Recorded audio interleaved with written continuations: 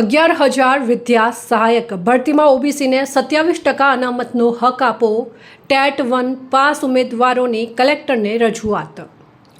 ચાલુ 11,000 વિદ્યા સહાયક ભરતી પ્રક્રિયામાં સામાજિક અને શૈક્ષણિક પછાત વર્ગ એટલે કે ઓબીસીના ઉમેદવારોને બંધારણીય જોગવાઈ મુજબ 27% અનામત બેઠકો ફાળવવાની માંગ સાથે ટેટ 1 પાસ ઉમેદવારોએ જિલ્લા કલેક્ટરને રજૂઆત કરી છે।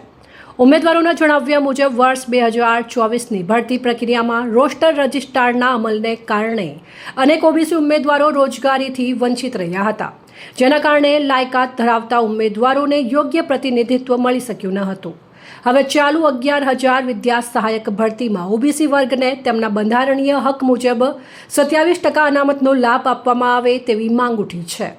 રજૂઆતમાં જણાવવામાં આવ્યું છે કે ભારતીય બંધારણની જોગવાઈઓ મુજબ પછાત વર્ગોને સરકારી ભરતીમાં યોગ્ય પ્રતિનિધિત્વ મળવું જોઈએ, પરંતુ હાલની ભરતી પ્રક્રિયામાં ઓબીસી માટે 27% અનામત જળવાતી ન હોવાને કારણે અનેક લાયક ઉમેદવારો અન્યાયનો ભોગ બની રહ્યા છે।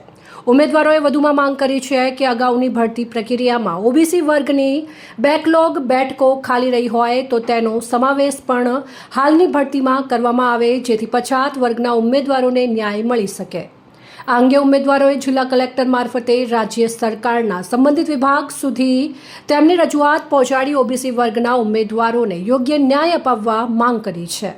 હું રમેશ ચૌધરી, ન્યૂ ડિસ્ટ્રિક્ટ ભાવથરા।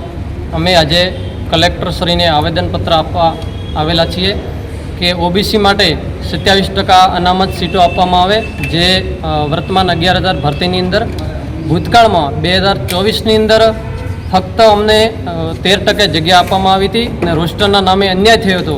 આ વખતે આ અન્યાય ન થાય અને પૂરતી જગ્યા આપવામાં આવે એવી અમારી વિનંતી છે। અને ગઈકાલે જે પરિપત્ર સરકારે જાહેર કર્યો છે તે પરિપત્ર હાલ પૂરતો સ્થગિત કરી અને જે વર્તમાનમાં અમે ઓલરેડી ફોર્મ ભરી ચૂક્યા છે તો તે ફોર્મ ભરી અને તે ભરતી સંપૂર્ણ રીતે પહેલી પૂરી કરવામાં આવે એવી અમારી વિનંતી છે। મારું નામ ચૌધરી ભરતભાઈ। આજરોજ અમે વાવથરા જિલ્લાના ટેટ 1 પાસ ઉમેદવારો અહીંયા વાવથરા જિલ્લાની કલેક્ટર ઓફિસે આવેલા। અમારો મુદ્દો એક જ હતો કે અમે જે ટેટ 1 પાસ ઉમેદવાર છીએ એની અમારી આ ભરતીની પ્રક્રિયા ઝડપી પૂરી થાય અને 27% પૂરતું અમને ઓબીસીની કેટેગરી વાઇઝ સીટો મળે। ગત ભરતીમાં ઓબીસીની 13થી 14% જેટલી માત્ર સીટો આપવામાં આવી હતી અને આ વખતે અમે બધાએ આવેદન આપીને સરકારને આગળ એવી રજૂઆત કરી છે કે અમને પૂરતી 27% સીટો મળે।